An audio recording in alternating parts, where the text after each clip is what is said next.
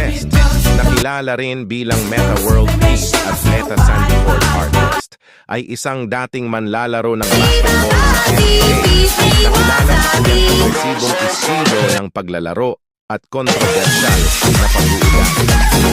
Narito ang ilang mga trivia at kawiling-wiling katotohanan tungkol sa kanya. The True Warrior. Ito ang palayaw na ibinigay sa kanya noong siya ay naglalaro pa sa mga summer basketball tournaments sa New York City. The Panda. Ang palayaw na ito ay ibinigay sa kanya ng kanyang mga kasamahan sa koponan sa Los Angeles Lakers.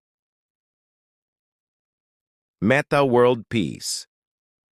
Ito ang kanyang legal na pangalan mula noong 2011 na pinili niya upang maipakita ang kanyang pagnanais na magkaroon ng kapayapaan sa mundo. Malice